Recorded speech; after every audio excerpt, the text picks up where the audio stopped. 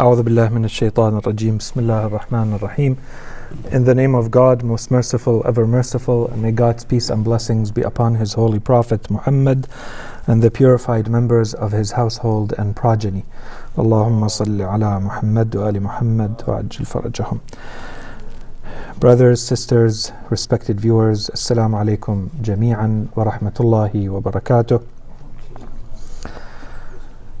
And welcome once again to our series, Life, the Islamic Answer. Today's lecture is supposed to be very much a continuation of where we left off the last time we met. As you remember, we began a topic in the series around knowledge and reason in Islam. We introduced the importance and the merit of knowledge in Islam in the first lecture.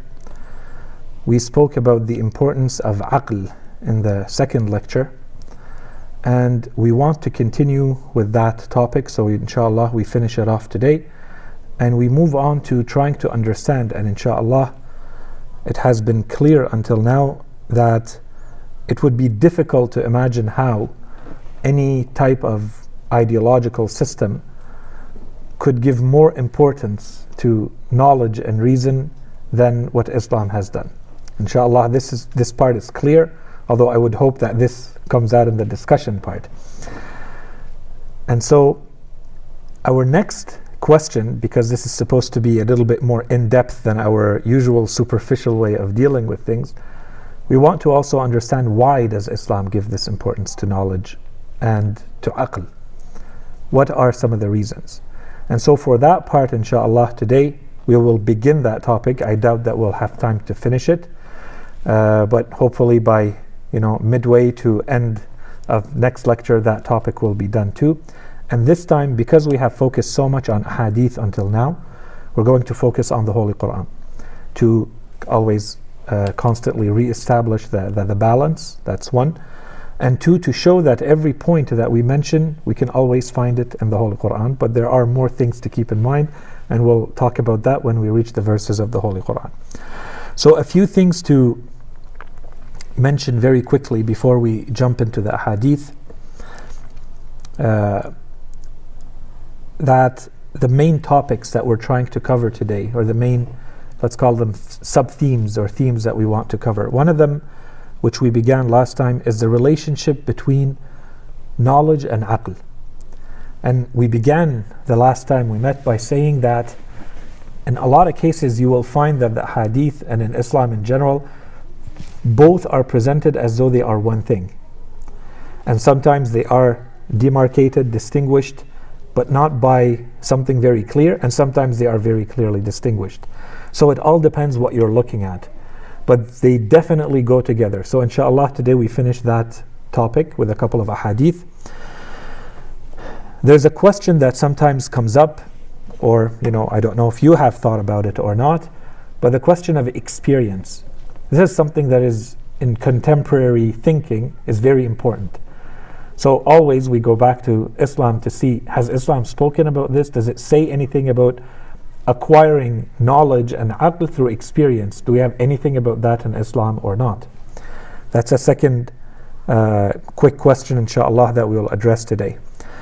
Another one has to do with, and inshallah you have fresh in your mind this whole topic of knowledge societies, where the world is going and how you build them, coming back to the notion of collective intelligence. And does Islam talk about knowledge and aql as something individual that a human being does all on their own in their corner, or is there a collective dimension to this, a community dimension to this, a social dimension to this? So that if you want aql or if you want knowledge, both, then you have to include more than just your brain and your mind and your thinking and your knowledge. That it has to be combined with that of other people's. And of course, the linkages that we make here are that, Assalamu alaikum wa rahmatullah. The linkages we make here is that, if you remember when we talked about knowledge societies, we said that it's no different than in the previous model. We used to talk about economy in this way. So when you have an economic system, how does it work? Let's say you have a big company, a big store, for instance, that wants to establish itself in a region where it's not. It doesn't exist right now. And the end result is supposed to be that this is good for the entire economy and for that society. So how does it work? Well, you're going to need people, and you're going to need resources to go and build that building in the first place. You need the architects and the engineers and the city planners and the construction workers and so on and so forth until all of this is built. So you're already creating jobs and you're creating a movement of resources. Once that's in place, you're going to need people who work there. And all of these people are getting paid for the work that they're doing. Now they have money, so they can go and buy stuff from that store or that company. So the company takes that money. But as it takes money, it needs to create new resources. Someone has to create those resources. And so the company has to pay other people to build those resources, and so on and so forth. And so at the end of the day, yes, there are people who are constantly getting richer if this is working properly, but there's also a circulation of that which is the good. In this case, the money, because we're talking about an economic system. So we said in this new world, you can apply the same reasoning to knowledge. So if you're talking about a society that is truly a knowledge society, you have to be able to recognize the same pattern, the same model, the same thinking. To what extent are you able to generate knowledge? To what extent are you able to use and reuse the knowledge of others and then generate your own, produce your own good, which is knowledge in this case. So this is the idea of the collective intelligence. And so coming back to our question, does Islam say anything about collective intelligence? Intelligence that is beyond the individual, that is about communities. And that's why it's so important for all of you who are in more professional worlds of work. You see this notion of communities of practice, or communities where knowledge is shared, communities for knowledge sharing. So these are all very contemporary notions. They've always existed under different ways. Now they're very regulated and they're very well thought out. So the same idea. Do we have anything related to this, close or far, in Islam or not? And then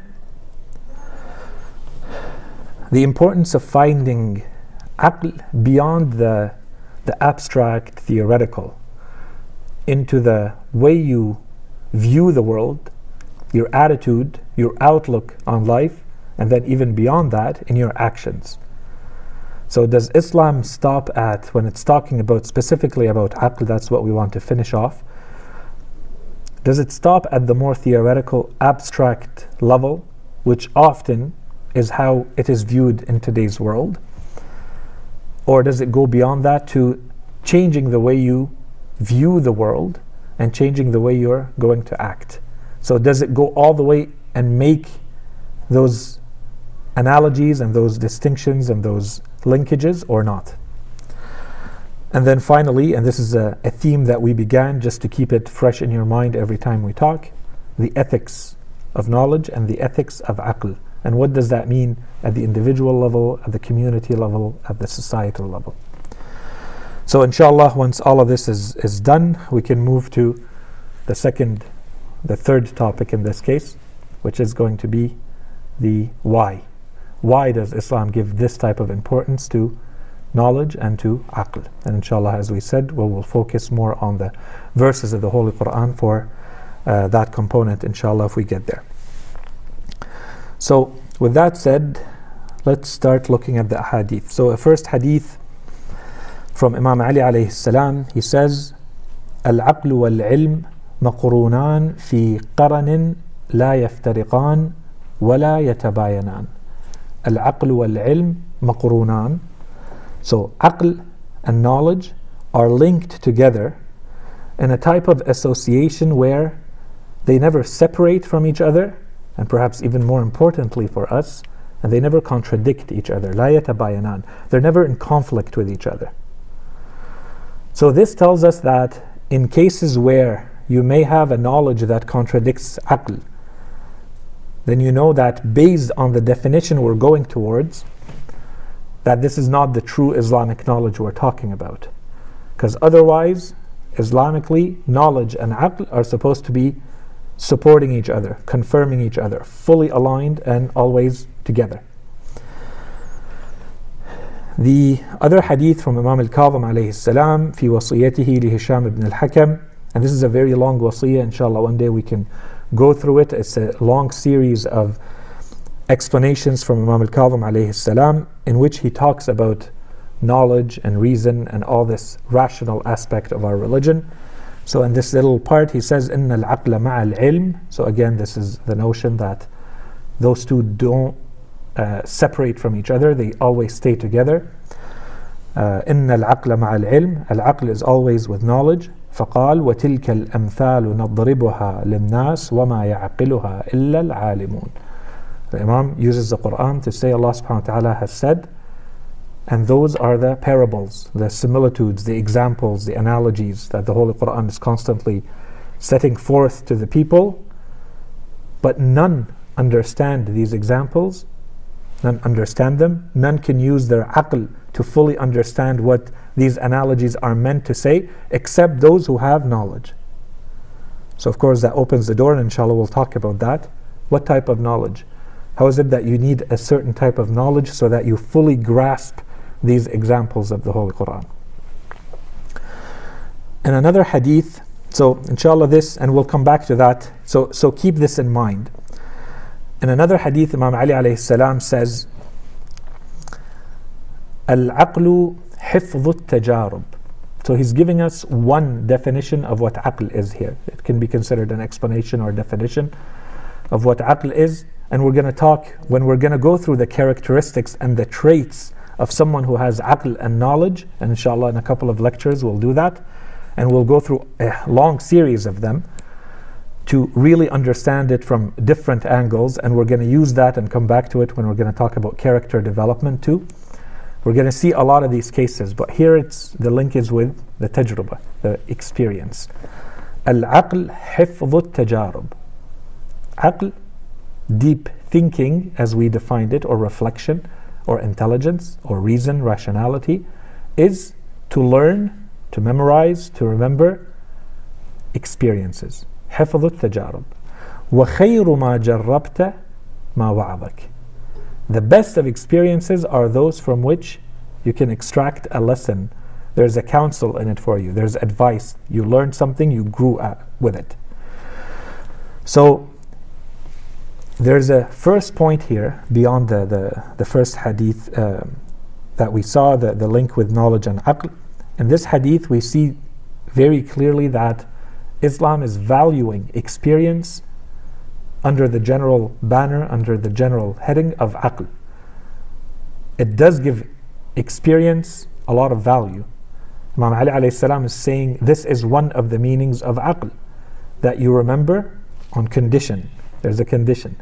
So long as you extract lessons from and you learn from something useful from your experience, then experience is aql, is one type of aql.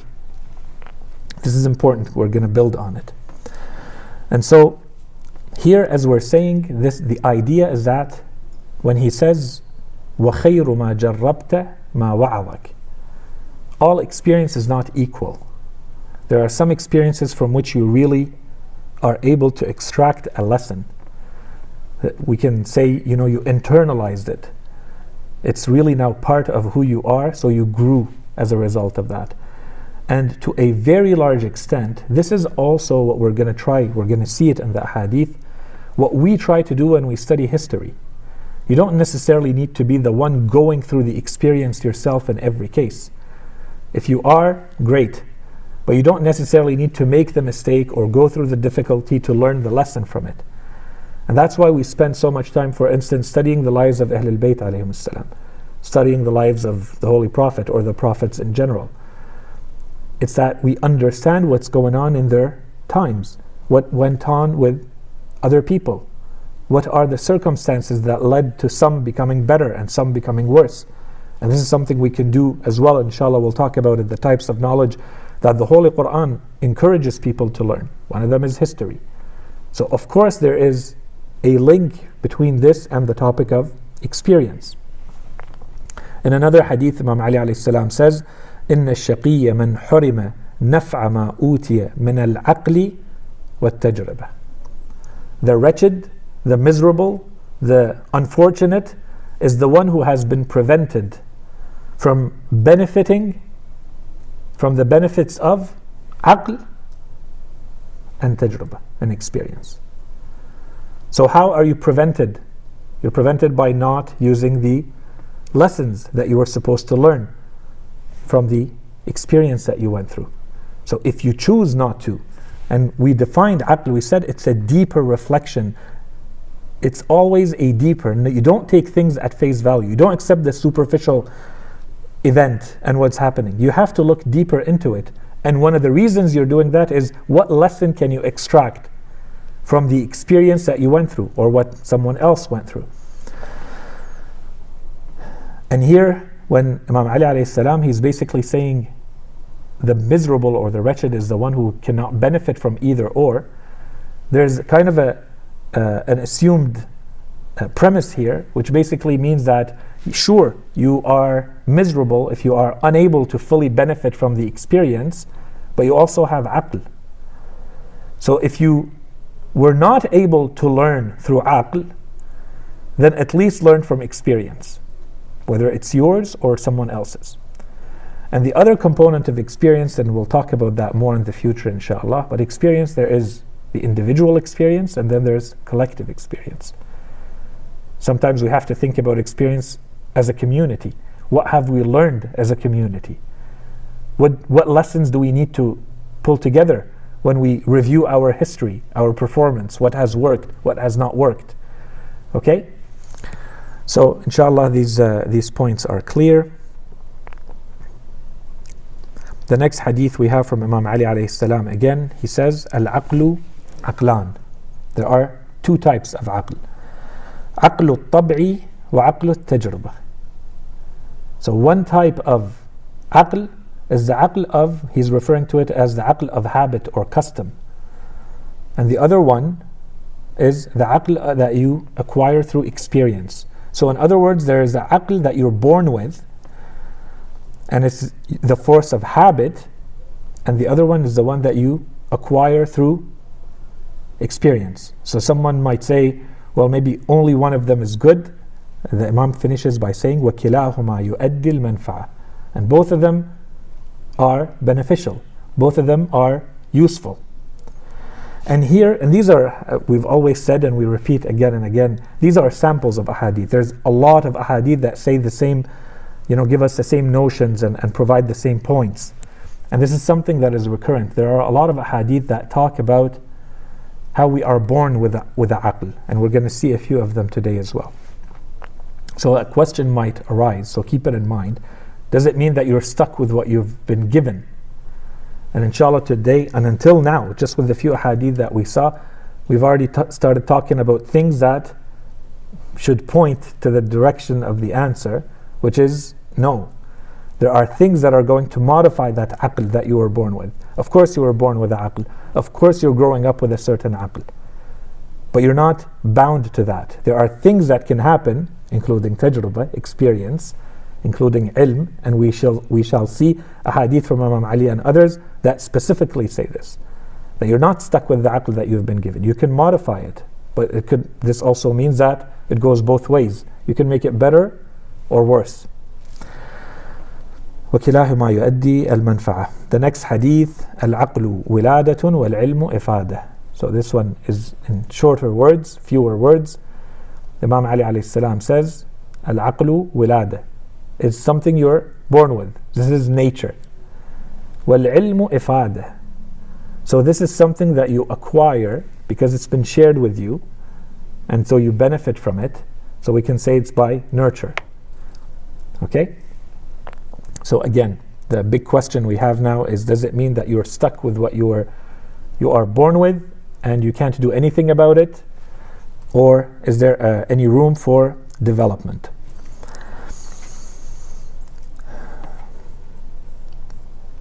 So the next hadith, this one is actually, I think, a very important one. We could spend easily an entire lecture on it, but we won't. Imam Ali alayhi salam says, ليس العاقل من يعرف الخير من الشر. The aql is not the person, the one who has aql is not the person who is able to identify or to recognize that which is good from that which is bad. Does it mean that this is not aql? No, he's saying this is aql, but this is the easy part of aql. This is the entry level.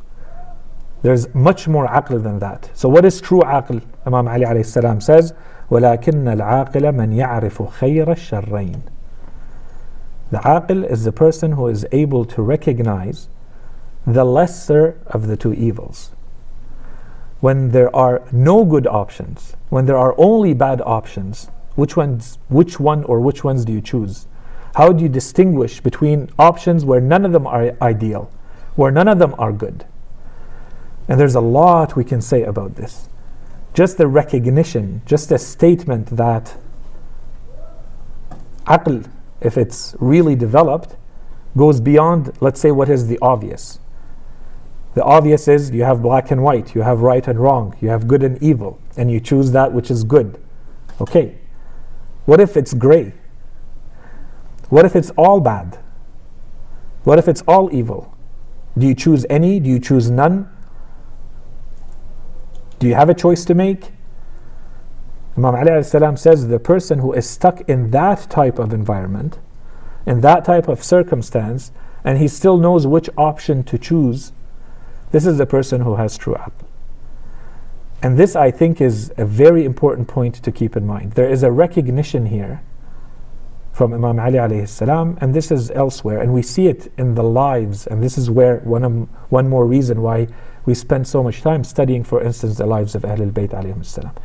It's because we believe that in a lot of cases, the circumstances in which they had to live, the hardships which they had to manage and navigate, there was no ideal situation that they could easily choose. They had to calibrate, they had to balance out between a lot of goods and a lot of evils. None of them are pure and clear and clearly distinguished. And this is where we spend a lot of time trying to see how did the imams navigate. Which imam was a lot more firm and a lot more open? Under what circumstances?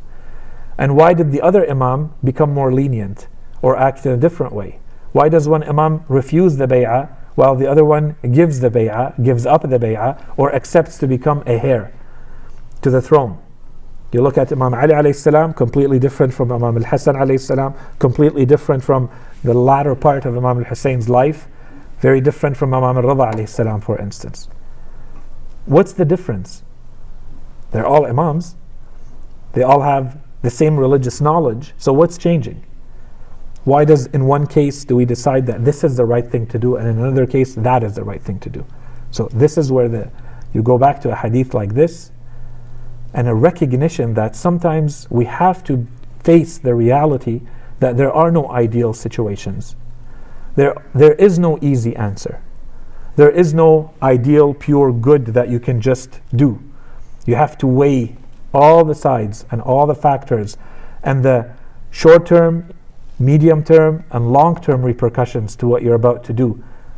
Not just jump into reaction mode and do something because you might believe in a value and you think this is what we're going to do as a blind reaction to what's going on. Are you really weighing all the circumstances and all the factors? Or is there more thinking that is required? This is the careful part of, or the deep part of reflection that we've been talking about. In another hadith, we have a hadith from Imam Ali alayhi salam again, in which he says, العقل غريزة تزيد بالعلم والتجارب. العقل is a faculty or an instinct which increases. Before we saw the hadith that said it's a matter of nature, you're born with it. Now he's saying, but it is possible to increase it. تزيد بالعلم والتجارب. So we saw some hadith that talked specifically about aql and ilm. We saw a hadith that spoke about aql and tajrubah, experience. Now he's combining both, and that's the conclusion. And this is where I think people who spend a lot of time on the hadith of Ahlul Bayt alayhim salam, the Holy Quran is even more so than this. It's truly mesmerizing to when you are able to go through them carefully and you put them in the right categories and you look at them in a very rigorous way, you see how they end up being like almost like mathematical or scientific formula, right? We had established already. We don't need to come up with the premises of our own. We saw it in the hadith that say that one way to increase your aql is through knowledge. One way to increase your aql is through tajrubah. And now he gives you the conclusion in another hadith, which he says, Al-aqlu gharizatun, it's a faculty, it's an instinct that increases bil-ilmi wa tajarub, with knowledge and with experience. So this is the short answer to, is it still possible to modify, to increase, which means it can decrease, by letting it die, by letting it wither. In another hadith, the Imam says, أعون الأشياء على تزكية العقل التعليم. The best of things which support the tazkiyah of the aql, the tazkiyah can be considered the enhancement, the purification or the enhancement of aql is ta'lim. So here we can say most likely the Imam is referring to someone learning. By learning you enhance your aql. Because there were a lot of questions on what's the relationship. We keep talking about it now. The Imam here is saying the best way or one of the best ways to enhance the aql is through ta'lim. Ta'lim can also mean by teaching. So and we'll talk about that. You will see it in the hadith, it's coming.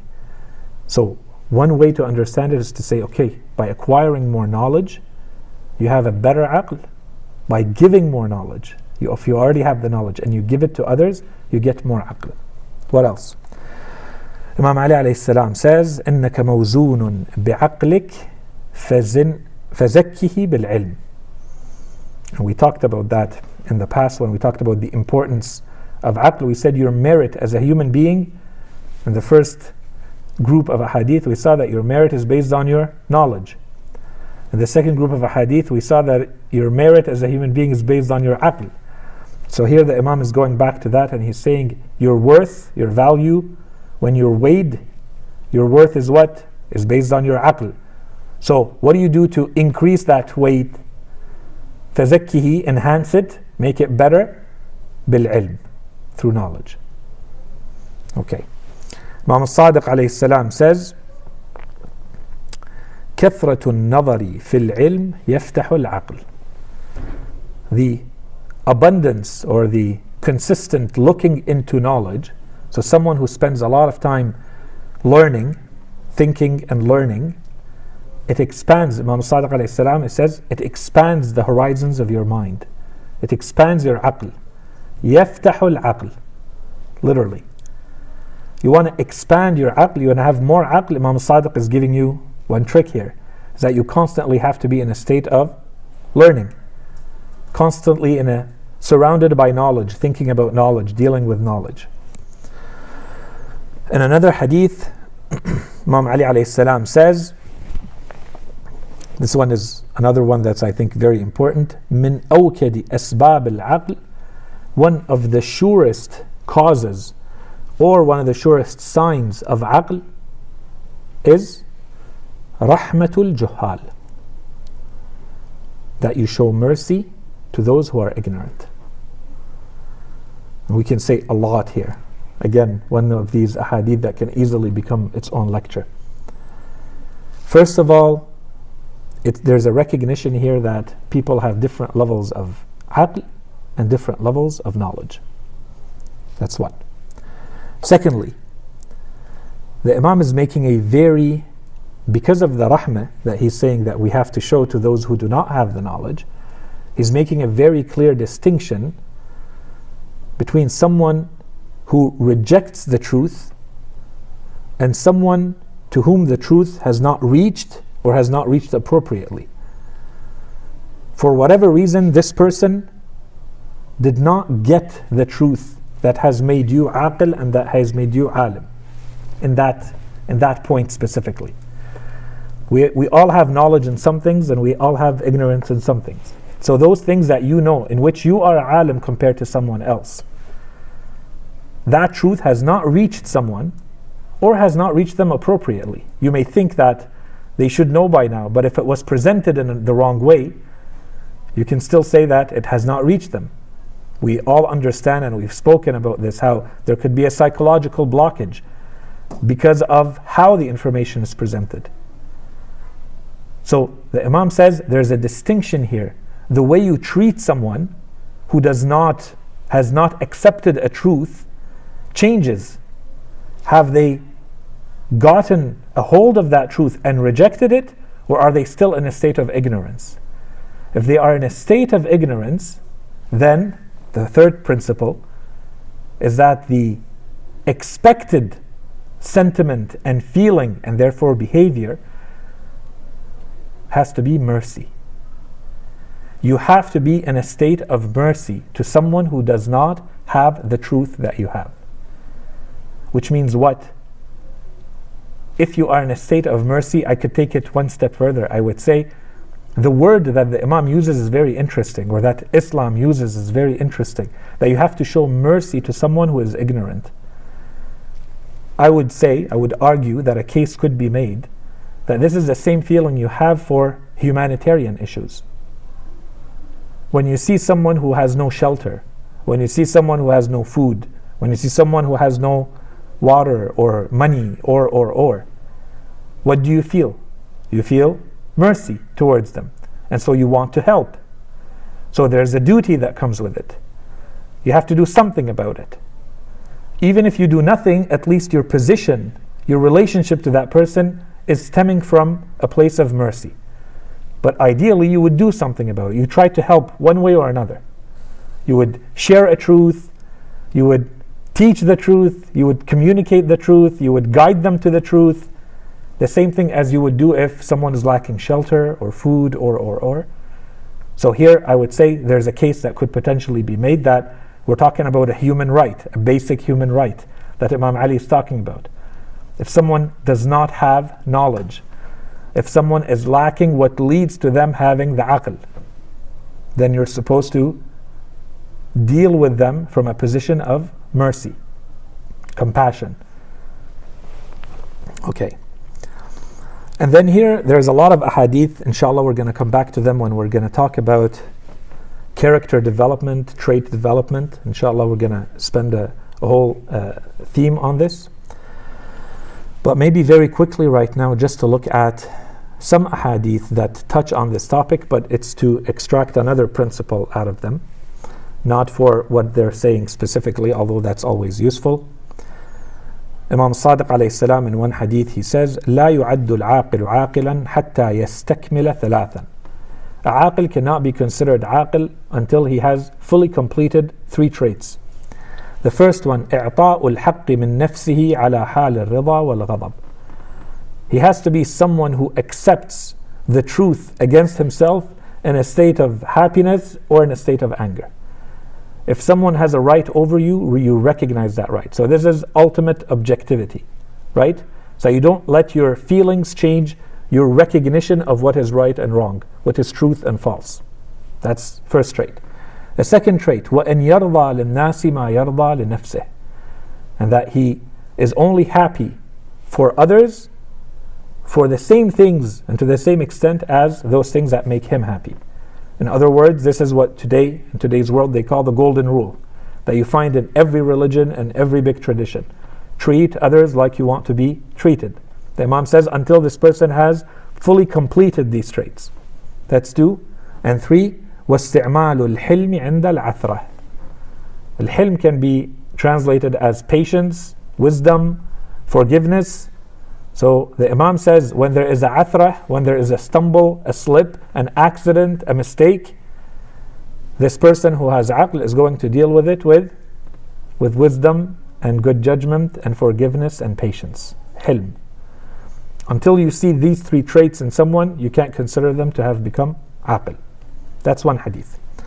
And as I said, inshallah, in the future we're going to see there are dozens of these hadith that give us these different traits. These are just a few examples. In another one, he says, Imam Sadiq alayhi salam says, كَمَالُ الْعَقْلِ فِي ثَلَاثَةٍ. The perfection or the completion of your aql is in three, lies in three. التواضع لله. So showing humility either for the sake of Allah, so you show humility to someone for the sake of God, or you show humility to God, before God. Okay, so you are humble because God is there. You're humble to God. التواضع لله وحسن اليقين. So having certainty, not living in constant doubt and anxiety and questioning. There is a place for questioning and there is a place to have certainty.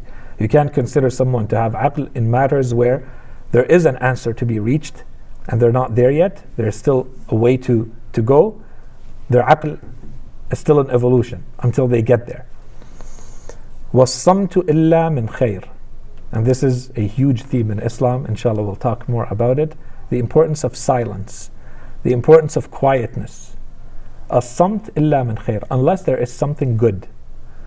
Unless there is some virtue to be spoken. Unless there's a good reason to speak, stay quiet. That's a sign of aql, Imam Sadiq alayhi salam says. Okay, and inshallah we'll talk more about that in the future. Imam Ali alayhi salam says, بِتَرْكِ مَا لَا يَعْنِيكَ يَتُمُّ لَكَ الْعَقْلِ. By leaving that which does not concern you, you complete your aql.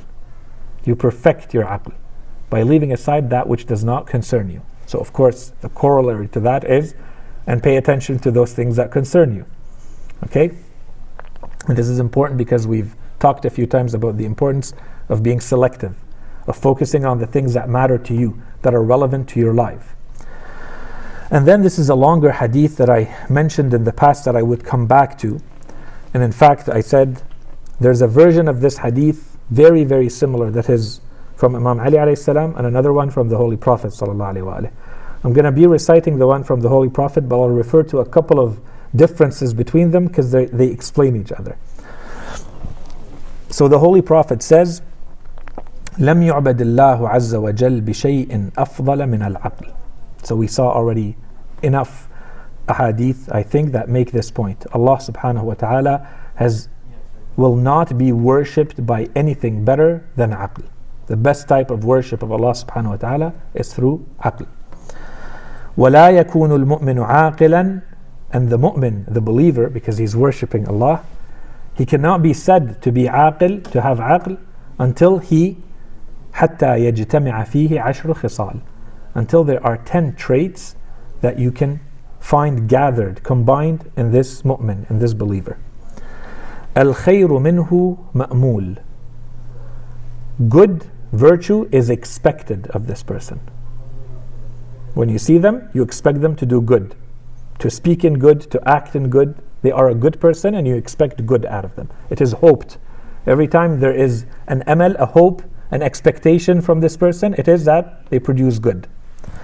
وَالشَّرُّ مِنْهُ مَأْمُونٌ.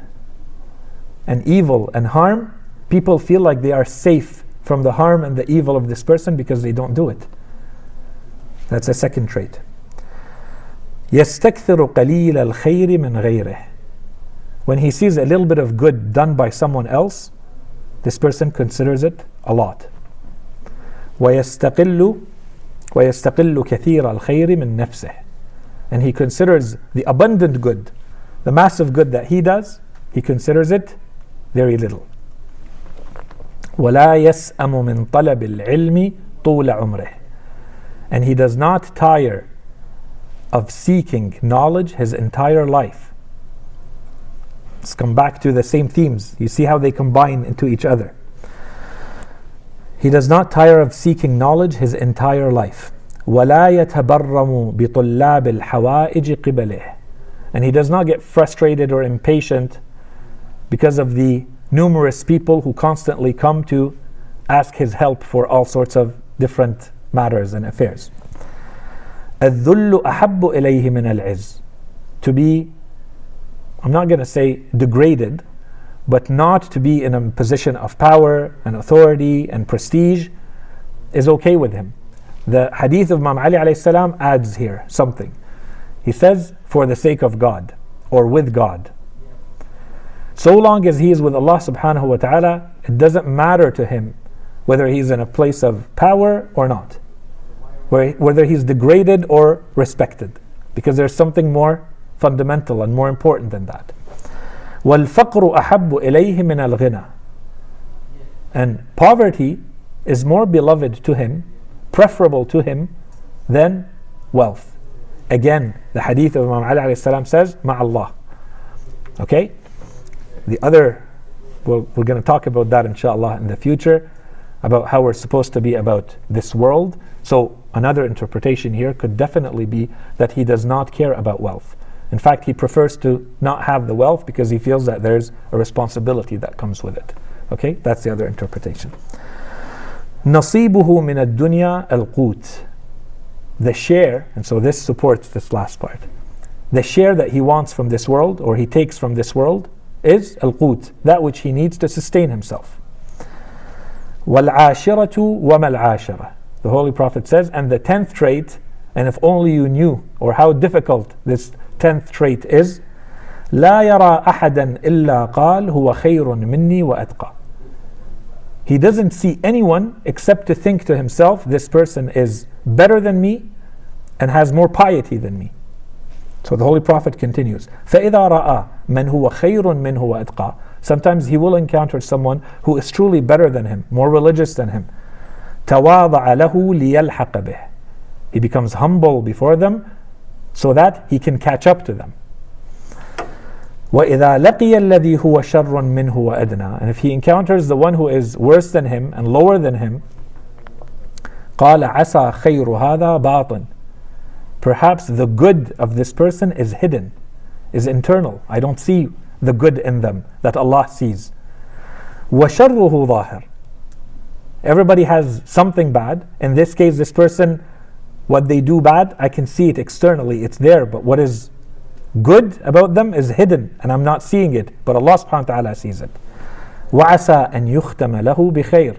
And perhaps Allah subhanahu wa ta'ala will make it so that the end of the life of this person is a beautiful end, is a good end. Where someone, look at the lives of some of the companions who joined Imam al-Hussein alayhi salam in the last days of their lives and where they ended up. Someone who may have looked at their lives before would never have guessed that this is where they would be and how they would leave this world.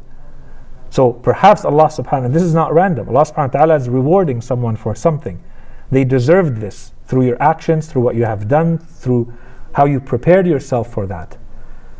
So the Holy Prophet is saying, someone who is able not to judge others, or when they look at anyone, they are always focused on how much better they are, and therefore what am I supposed to be working on in myself so that I can become as good as they are. And if I don't see the good, I'll say maybe the good is hidden. All I'm seeing is the bad because the bad is apparent. It's superficial and external. And who knows how this person's life will end up. If someone is able to complete all of these 10 traits, the Holy Prophet says, فَإِذَا فَعَلَ ذَلِكَ. If he's able to complete all these 10 traits, فَقَدْ عَلَى مَجْدُهُ وَسَادَ أَهْلَ زَمَانِهِ.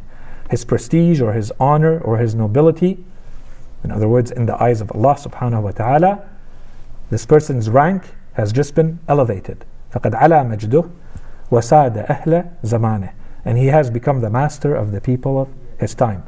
Of course, the people might not know, but this is in the eyes of Allah subhanahu wa ta'ala. This person is a master of the people of his time because of the way he looks at others, because of how he is, the values that he has, as the Holy Prophet ﷺ has explained. The point of these few ahadith that we just went through, and we're not going to go, each one of these can become its own principle. But if we want to put them all together, which what we're trying to do here, these few ahadith, is that there is always a practical dimension to aql. Aql cannot be limited to just interpreting the data that comes in, the information that comes in the right way. You have to go a step beyond. And so the traits that the Holy Prophet was talking about, he's saying all of this is aql. And it's only when these 10 are combined that the person is worshipping Allah through aql. Right? The hadith began with, Allah has never been worshipped with anything better than aql. لم يعبد الله عز وجل بشيء أفضل من العقل. And the mu'min does not become aql until in him are gathered all of these 10. So all of these 10, some of them are more perhaps ideological, they are a matter of belief, but a lot of these are a matter of outlook on life. This is how you interpret the world, this is how you interpret how people behave, and therefore where your position is towards them, and therefore how you act. And so this is where we're seeing that aql in Islam goes beyond the theory and beyond the abstraction, as though it's just a mental state of understanding, of comprehending. It has to go to the level of your actual attitude. How do you view the world? What is your attitude towards the world, towards others? And then, how do you act? All of this. So in Islam, aql goes all the way to your action. Your action is included in your aql. If you understand this, then you understand why there is this insistence on aql. Because it even includes your actions that are derived directly from your point of view, which is ideological, which is based on your beliefs.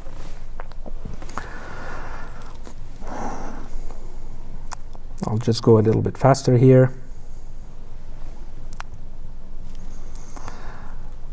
The next ahadith, the next one that we had, من ترك الاستماع من ذوي العقول مات عقله.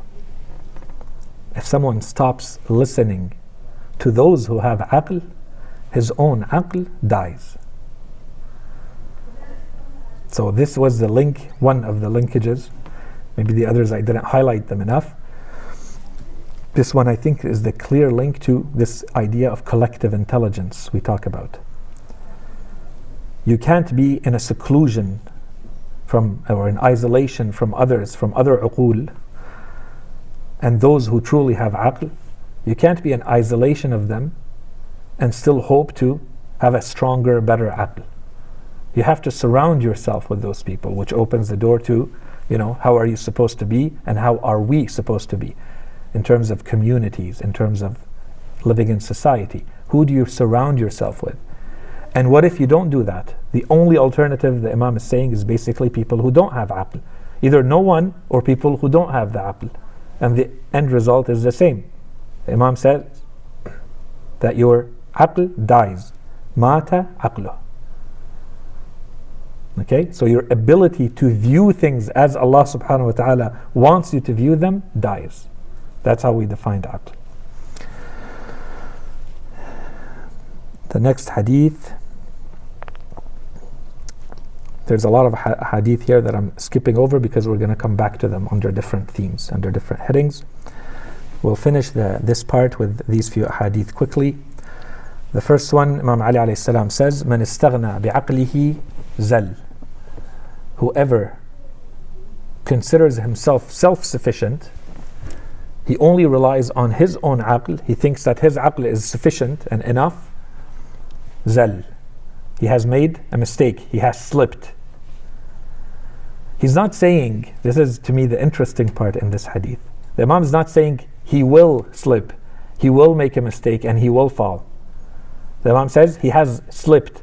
The fact that you have isolated yourself, the fact that you are not seeking other uqul, people who have aql, that you think you're self-sufficient and self-reliant, that in itself is the first part of the zallah, the first part of the slip-up and the mistake.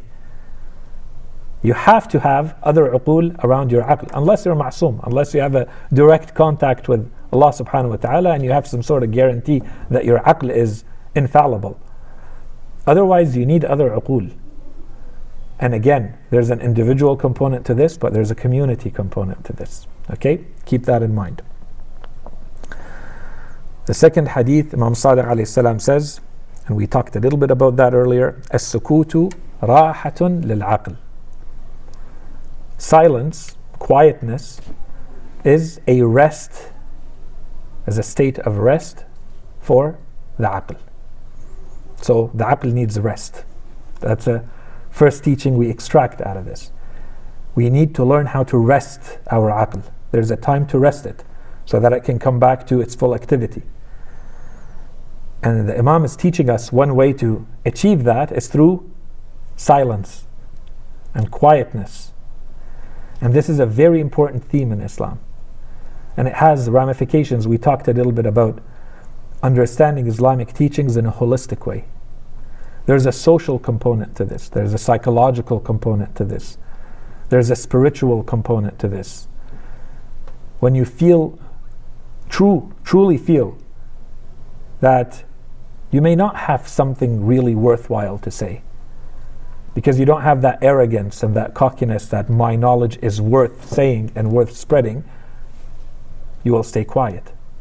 There's a spiritual component to this. And if you don't have it, just the exercise of practicing before you open your mouth and start talking is this worth saying? What good is going to come out of me saying this? If nothing, then be quiet. There's wisdom in that. And then, of course, today, the psychology around those who meditate and how much benefit you get just for calming your mind down, your ability to reap the physical benefits of quietness. And then, of course, the less you talk, the less chances you have of making mistakes. Okay? And so on and so forth. There's a lot. Inshallah, we're going to talk about silence in the future, quietness, and all of that. Imam Ali alayhi salam says, and this is another one that I want you to park for now. We're going to come back to this idea where Imam Ali alayhi salam says, لا عقل كالتدبير. There is no aql like tadbir. Tadbir can be interpreted as or translated as good management, organization, coordination. All of the affairs are scattered. You know how to manage them, administer them properly, get to them in an orderly way. Imam Ali alayhi salam says this is one of the signs of aql, that no matter what is happening, someone knows how to do the tadbir, the good management of what is going on. Inshallah, we're going to come back to that. This is part of the importance of keeping aql at the practical level when we live our lives. How does that come out? What does Islam say? How are we supposed to live our lives? Again, Imam Ali alayhi salam says, في صفة آل Muhammad, inshallah, we remember we talked a little bit about this. So always we get the general rules and then we see how they apply. Here he says, عقل الدين, this is in Nahj al-Balagha, عقل الدين عقل وعاية ورعاية. They have understood or comprehended religion, an understanding of wi'ayah and ri'ayah, that they carry it truly and they are caretakers of that knowledge. Remember, we talked about that. There's different types of knowledge. There are people who are not لا عقل سماع ورواية. The Imam in the previous narration where we looked at it, he said he wants the ilm to be ilm of diraya, la ilm ruwaya. Not just to be able to retransmit the same information you got, to repeat it, to parrot it and repeat it blindly, without having internalized it, without being able to do anything with that knowledge to see how it applies and how it doesn't. Right? And so when he talks about Ahl al-Bayt alayhim as-salam, he talks about Alu Muhammad in Nahj al-Balagha, he says, عقل الدين عقل وعاية. They are the ultimate example, the ideal, perfect example of this. They have fully internalized religion. They are the religion. So they are not transmitters of information. They personify the religion in how they think and in how they act. And of course, this becomes our example. This is what we're trying to follow in the footsteps of. And then finally, this hadith, also from Imam Ali alayhi salam, he says, زَلَّةُ الْعَاقِلِ شَدِيدَةُ النِّكَايَةِ. When the aqil slips, when the aqil makes a mistake, it is very damaging. The damaging is much bigger than when someone who is not considered aqil does the same mistake. And so, someone might say, but this is not fair. No, it's very fair. Given what we have said until now, there is huge merit and huge value and huge worth for having the aql and for having the knowledge that goes with it.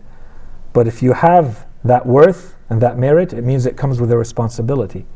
It means you have to be, if the other person has to be a little careful, you have to be extra careful before you talk, before you act. Especially if people know that or consider you to be someone who has aql, who has good judgment, who has wisdom, they rely on you, your behavior, your talk, your speech, your lectures, whatever it may be. Then you have to think 10 times or 100 times or 1,000 times, because your slip up causes a lot more damage than the slip up of someone else. So these go hand in hand. Much more worth and much more importance and much more value, but also much more responsibility and burden. Okay? So Let's just begin the next, inshallah, the next topic. I'm just looking at the time. Or maybe we stop here and then we'll cover the entire next topic in the next time. So maybe we just do a quick recap. The recap for today, the big principles that we took out as we've been doing. Inshallah, this is useful. Let me know if this is useful. The idea is that all of these principles, you can gather them together at the end, and then you have a theory of knowledge or aql or all of the other themes. And so these are all the explanations, and in every case we are giving the religious scriptural reference to all of these, and as we put them together we're extracting the principles, which is what we promised. We said the whole point is, what are the principles of Islamic living? So these are the principles for today. The first one, true knowledge and true aql go together. So we began with that today. So they don't contradict each other. And of course, when we say they don't contradict, true knowledge and true aql do not contradict each other. So what are these? And inshallah, we're going to talk more about that when we reach fitrah, this topic of our innate nature, to what extent can we rely on it or not, so on and so forth. Inshallah, all of this will come together. So there are religious truths, the truths that are supposed to come to us from religion and scripture. There are the truths that we think we know in our gut, in what we can call our primal nature, as Allah subhanahu wa ta'ala has created us. There's all the knowledge that we acquire, everything we get from society, and we're supposed to make sense of all of this, right? So here we're saying knowledge and aql are not supposed to contradict each other. So here we have some criteria, and within that we have to work with everything else we're getting. Aql is a faculty with a portion of it that is granted at birth, but it is possible to modify it. This is something that came up a few times. And how do we modify it? The hadith gave us two big means. One of them is through knowledge, and the more knowledge you use with your aql, the more it expands your aql. And the other one, experience. If, with the condition that you actually extract the lessons and you make use of them. True aql is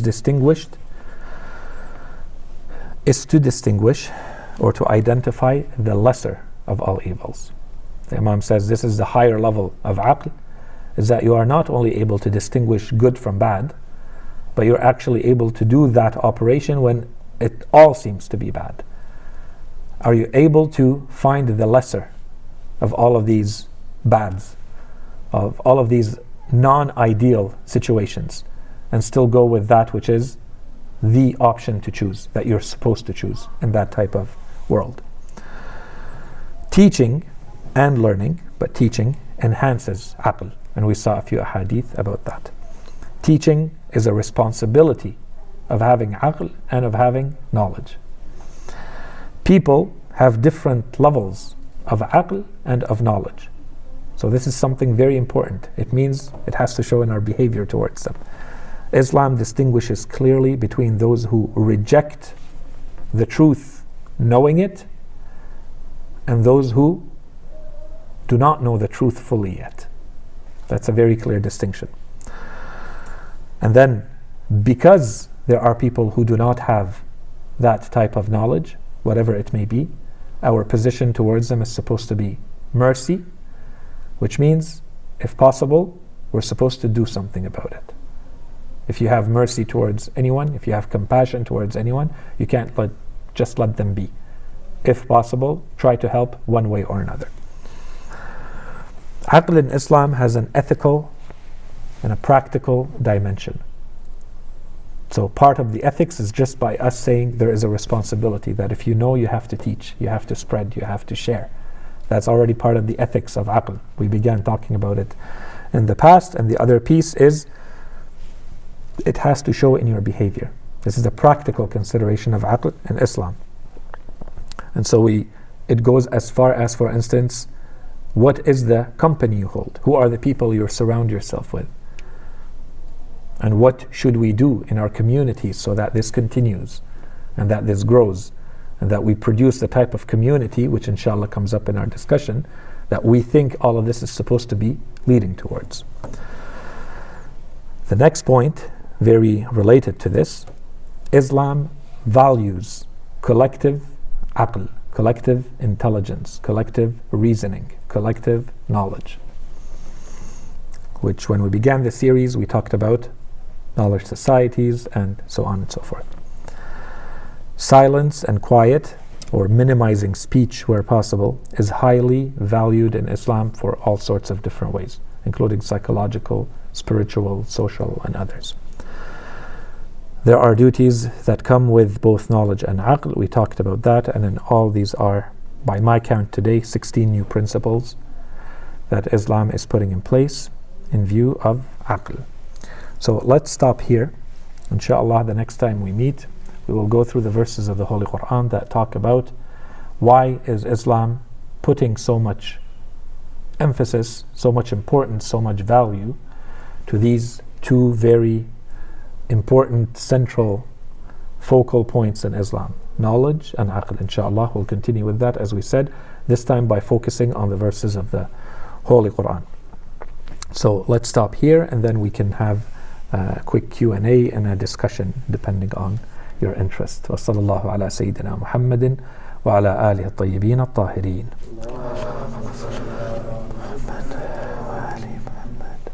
So, are there any questions, concerns, comments? تفضلوا. I have a question regarding the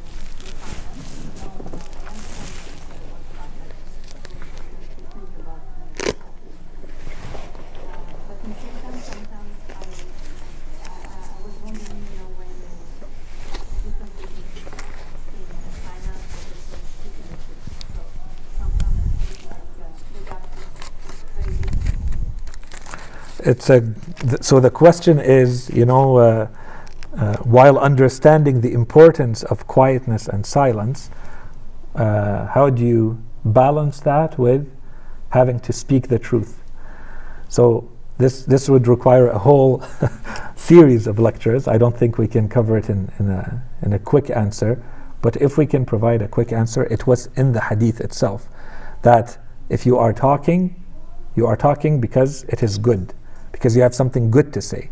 And we know for sure, and inshallah we're going to get to that explicitly, how important it is to establish truth and right and justice in the world.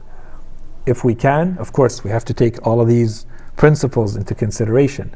But ultimately, speaking the truth because it's the truth, this is considered good. And in those cases, it might be a lot better, infinitely better than staying silent.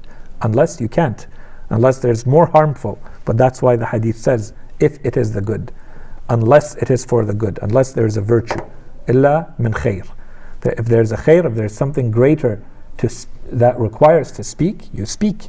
You can't, even when Allah subhanahu wa ta'ala in the Quran, at some point it talks about those people who are harmed.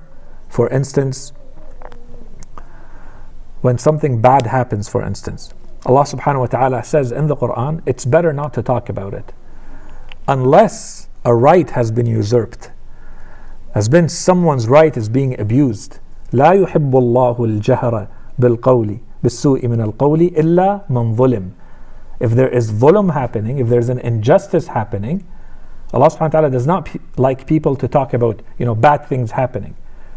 Again, coming back to the idea of unless there is something better or more important. In this case, Allah subhanahu wa ta'ala says, if an injustice has been committed against you, speak out. He doesn't want a world of injustice. إِلَّا مَنْ ظُلِمْ. If there's dhulm that has happened, if there's abuse that has happened, speak out. Okay? So this is your right. Allah subhanahu wa ta'ala says that in Surah Al-Isra. But this is a very big topic, inshallah. We'll get to it. Other questions? Yeah, تفضلوا. I have a suggestion for either today or future, but I don't know if there's if we're doing Q&A only or discussion as well, or both together. But when we start the discussion part, since we're talking about collective aql, do we have more of a circle so we're bouncing ideas off each other? If we're actually having a discussion, or just questions? Yeah, so the idea is that for the discussion part, it becomes a discussion. And slowly, I think our discussions that have come up in the past couple of weeks is that we're going to need a couple of weeks to get accustomed to that new way of dealing with things. So as you can see, we do have the half circle now. We've started, and inshallah we're going to get there. So the questions I've prepared for the discussion, I haven't asked them yet. I did send them on the group so that people think about it. They said that would be better for people to have them in mind so that we have a better discussion. But it's just, for now, it's just to see if there's any clarifications or for the Q&A part. And then inshallah we'll try to push it towards the discussion part. And I'm going to ask you to lead the discussion now, since you raised your hand.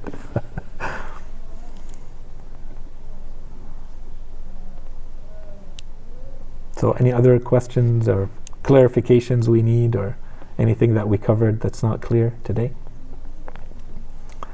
So for the discussion part, I thought a good place perhaps to start, one of the questions, which is the one that I sent, is based on everything that we've been saying. So we talked about the importance of knowledge, the value, the worth of knowledge in Islam, and then the importance of aql in Islam. The question is, when you put everything that you've heard until now together, what type of human being do you feel Islam is trying to build? So not, high level, as they say, 50,000 feet generalizations. Practically, what does that look like? What does that person look like if all of this is starting to become reality? If it's starting to become concrete actions and concrete steps taken by people? What would that start looking like? That's the first level. And to me, the second level of that question is, then what type of community would you have? So when you have more than one person, it could be 5, 10, 20, it needs to start somewhere. If you have people who actually believe in these types of principles and these types of teachings, what type of people are we talking about? And then what type of community? It's probably not going to happen on its own, that's why I'm asking. What needs to happen for this type of community of these types of like-minded people to start coming together, and what does that look like? So what does it look like at the individual level? What does that look like at the community level?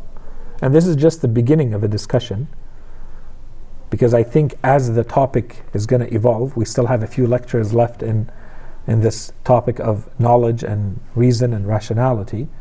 I think the idea is going to become a lot clearer and evolve. I'm sure with every lecture your thoughts are probably evolving and maturing and changing. Okay? So that, I thought this would be my first, hopefully I put that on the table and I leave it to you guys to react to it and to react to each other's points to that. So, who wants to go first? I don't know, I just think one of the great things about it is that all the points that bring up, it builds more of a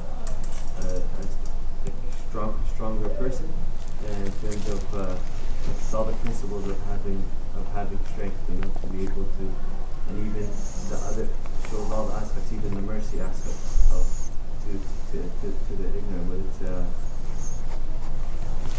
I don't know, but like for the community aspect, it's almost like it's harder to have discussions if it's not like-minded people, because typically it gets very emotional when you're talking about certain topics that could be emotional to certain people and certain people it isn't. But it's more, it talks about the disconnection of that emotion and your affects, that you're actually able to have a conversation about certain things. And I just don't know how the community one works, because I know, let's say within certain circles, like even as an individual, you have, whether it's friends or people at work and so on, you have little rings of bouncing ideas off just at work. Maybe you're bouncing ideas off work things, or maybe with your friends you bounce ideas off for certain other things. But it's very hard that you have a whole community discussing one thing. I don't know how that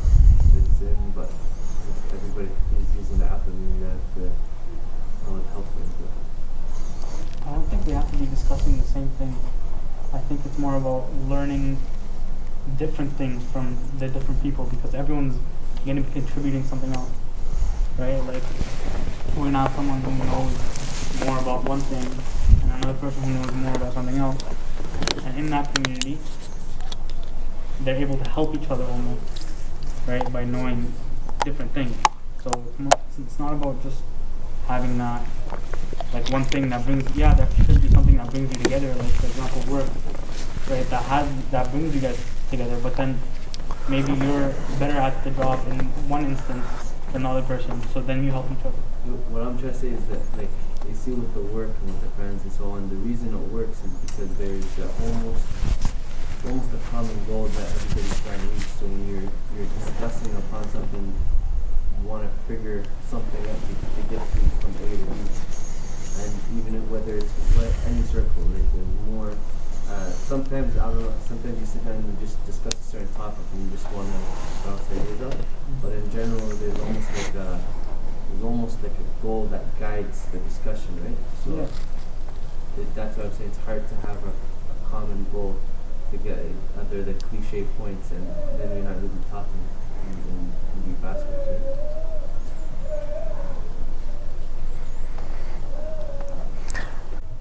So the only thing I would say for the discussion part is, I began the question with the individual first, and this might be the key to what you're asking.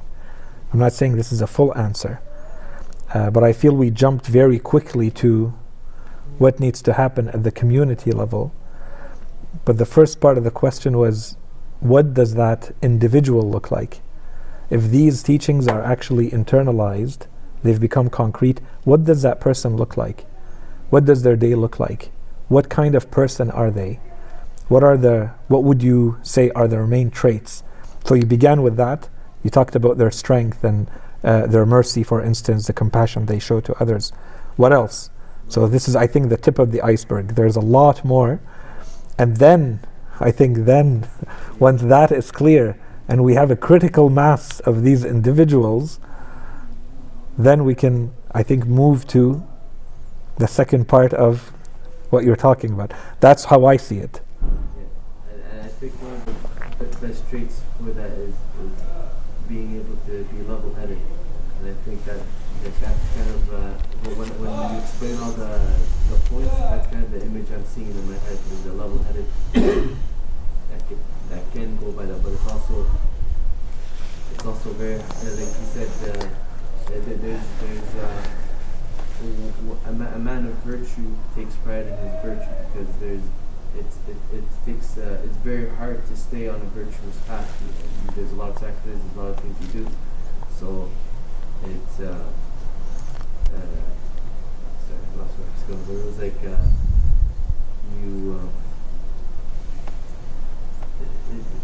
it's not an easy path to take, and when you take it, you take pride in it, in staying that, and that's why I think being level-headed is kind of the characteristic that comes in mind to me.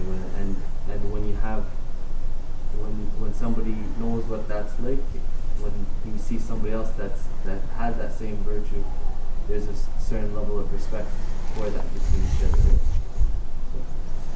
Right? I don't know, but that's the main thing I see, is the level-headedness part of the circumstance.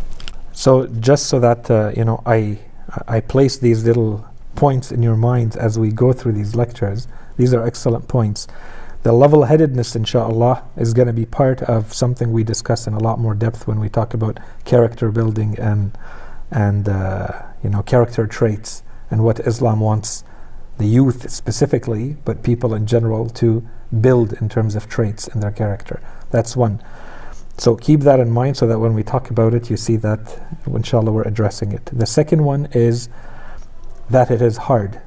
And it is hard. And we already talked about that. And today I was hoping to get to the verses of the Quran. We didn't. So inshallah, keep it in mind when we go to the verses of the Holy Quran, where it will be very clear that depending on your knowledge, what you know, you don't view things the same way. And something that may be extremely difficult for someone else may be less difficult or even easy for you because of what you know and because of what they don't know.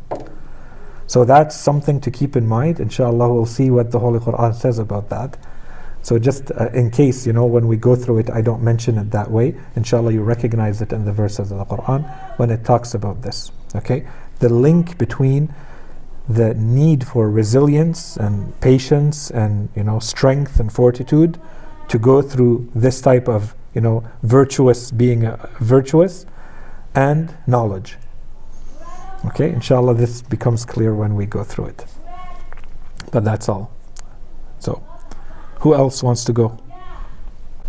Just based off of the main topics of the last few lectures, I think Islam wants people who make decisions based on knowledge that they have acquired through study and their aql, rather than whatever emotions or temptations they have day to day in their lives. So it wants people who are actively seeking knowledge and using that knowledge to make everyday decisions.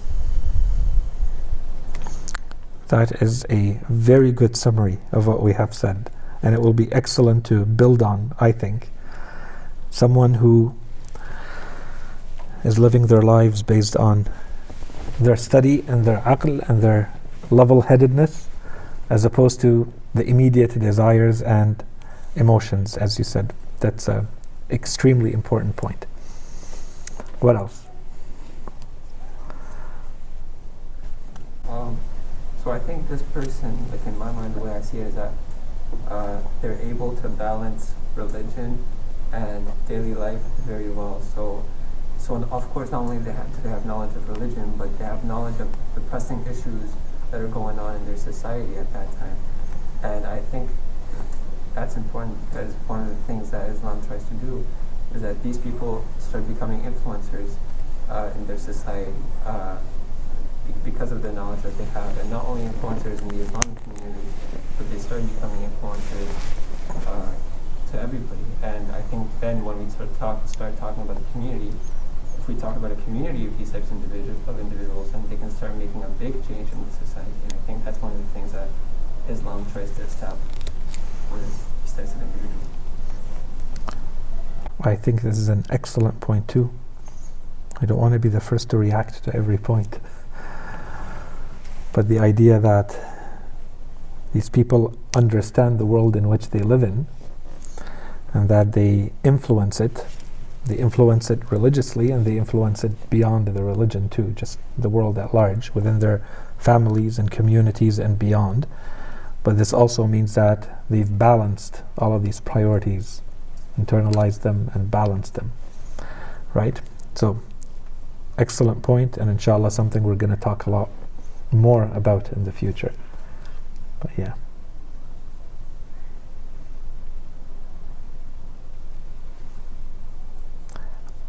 Maybe another question related to this or not, I leave it completely up to you, is that, what has stood out to you, or is there anything that has stood out to you until now? I think a lot of the points, a lot of the ideas, a lot of the, let's say the nuggets of information that we're presenting, I don't think any of this is entirely new to any of you. So a lot of this has to do with how we're presenting the information. We can call it the packaging of it, the context we put around it, and how we direct it. We give it, the structure of it gives it new meaning, right? There is meaning in the structure of how the information is being presented. So I'm curious to see to what extent, what stands out to you in all of this. And this is, I think, something very personal that will change very much, as we've just heard, that people are focusing on different aspects of this. What stands out to you from everything we've said about knowledge and from aql, and we're not done. There's a lot more to come. What stands out to you until now?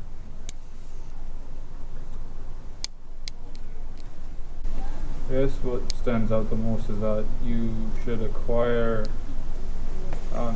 enough knowledge to not be ignorant or neutral about certain topics, and to be able to make, say I actually made this decision based on my the knowledge that I have acquired. Yeah, that's one thing. So there's an imperative or necessity to constantly acquire knowledge before making decisions. Yeah. Also, for me, similar to that was the idea that you're either seeking knowledge or you're in a state of ignorance or jahal. So for me, I look at myself and I think, am I doing enough to be considered somebody who's seeking knowledge, or am I somebody who's considered to be in ignorance? Just the idea that there's no in between was surprising or big for me, as well as the idea that seeking knowledge is more rewarding than doing excessive worship, and by a big magnitude as well. So because from what we're taught growing up, we're always taught to do certain acts of worship, and the reward for this act of worship will be this, and if you do this you'll get that. But there was never any focus on seeking knowledge and reading and doing these acts which are much more important than worship. I think it's also, and you said this a few lectures ago, that stood out to me, but it's being able to copy, be able to maneuver uncertainty in places of uncertainty. So having good judgment and having wisdom to be able to apply knowledge that you receive gives you a better possibility to maneuver in the world with certainty, because uncertainty is very stressful for a person, and also always leads to I forget the word in English, but halak of a person, right? Ruin. Yeah. Yeah. This is an excellent point, and this is part of, inshallah, when maybe we'll talk. There's a theme that's starting to emerge, and we're definitely gonna at least dedicate 1 or 2 lectures to it. But understanding the world in which we live in, specifically from this point of view, what has changed? That today's world, some people refer to it as a postmodern world. What is a postmodern world? What are the main traits of this world? And a huge part of postmodernism or postmodernity is the lack of stability of meanings and values, which creates a situation where people are constantly in a state of anxiety because of the doubts, the relativity around everything. Okay, so inshallah we get to that, and if we don't, let's get back to it and remind ourselves it's an important topic. But that's an excellent point. Thank you. What else? For me, I can say that seeking knowledge and focusing, applying is also helps a lot to understand our purpose in this life. So it's related to what you said about having purpose in your life and acquiring uncertainty, avoiding doubt and anxiety, and also to be more humble, also to be more trustful in the way how to look at the things around us and respect the rights of the other ones as well. And for me, the most important is by taking knowledge is really to establish this strong foundation of a person to continue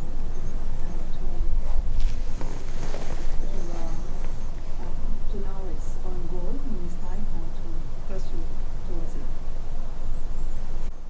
When you say purpose, do you mean a higher level, or my personal purpose versus your personal purpose? No, it's about like who I am here, what I'm doing as a human being, and what is my Mm-hmm. business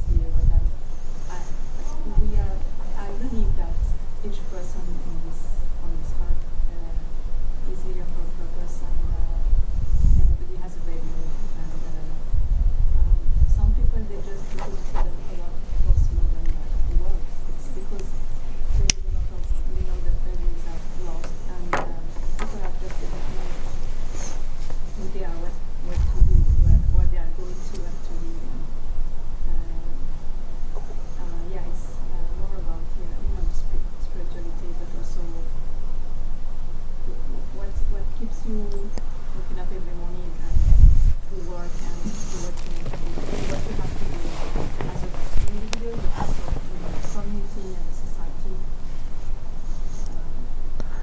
Yeah, absolutely. So the finding purpose, being someone who has purpose and works towards a goal, I think is a very important one. I remember there's a very popular saying these days that very well known. It's a quote: "The unexamined life is not worth living," to some thinkers and philosophers who have said that. In a lot of cases, that's as I would go through the hadith, that's one thing that constantly came back to my mind when I go through them. That are you living the examined life, or are you going along with what is there? When you're saying that you're actually thinking about everything that you're being exposed to, is this real knowledge or fluff? And is this something worth spending time on? And are you interpreting it in the right way? And then what does it mean now that you know this? And to me, I wanted to end the discussion. I was hoping to end the discussion with the so what. So, and this is, if there's one mantra, one way to look at all of these, we don't have time to do it this way. But at the end of every verse of the Quran that we will see, or after every hadith, now there's the what, which is, okay, there's this information that we just got out of this hadith, or these 10 hadith, or this principle that we were able to extract. And then there's, beyond the what, is the so what. Now that we know this, now what? What do you do with this information? And so this is where I would hope that the discussion starts going, and it already started going in that direction. What does this mean for us? What does this mean for me? And this exercise of constant introspection, which we always have to be doing, this deep reflection, that you examine yourself, that you do it in a modest way, there's no arrogance, it's objective, it's level-headed, that you deal with the facts, you deal with your state, and this works at the level of the individual. Am I where I'm supposed to be? Am I performing at the level I'm supposed to be performing at? And what is missing? If I'm not, and most likely I'm not, because there's always room for improvement. And then the same exercise has to happen at the level of the community. So if I'm part of a community, and we're starting here small at our level for a community of believers, people come together, like-minded people. When you come together and you have this type of background, then is it set up in the way it's supposed to? Are we performing at the level we're supposed to as a community? And specifically based on the teachings of knowledge and aql, what else can be done? What else can I do? Not can be done. We should rephrase those statements always as, what can I do? How am I going to contribute to this so that I'm doing my share, I'm benefiting individually, and I'm also providing a benefit to the greater community. So inshallah, this is where the discussions go, unless anyone wants to react to anything. And of course, I'm always interested in the higher, but perhaps a little bit less concrete points related to these constant attacks that we hear about religion in general, or Islam specifically. That does it still have anything worthwhile to say in today's world? Especially in a world where there is an information explosion, right? There's a knowledge boom, as they say, or an informational boom. And everybody is moving towards these knowledge societies and the fourth industrial revolution and so on and so forth. Does Islam still have anything relevant to say? And to me, I would say personally, like as I go through these hadith, especially when you go, examine these hadith or just read them one after the other, it hits you the importance that our religion is supposed to be giving to all of these notions, all of these values. And then yet here we are, I don't know if we would say we're in a state of decline when it comes to being knowledge societies or information societies, but we certainly have a lot of ground to catch up to before we say, and inshallah this will become a lot clearer when we go through the verses of the Quran, that there's an expectation that we are leading the knowledge revolution, that we lead the information revolution. So are we doing that? Is this who we are?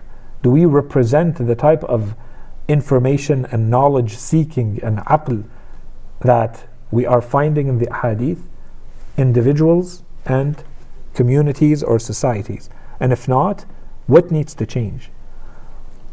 So that that which is today, in today's world, this is what's considered the top value, the greatest commodity, the most powerful entity, which is knowledge.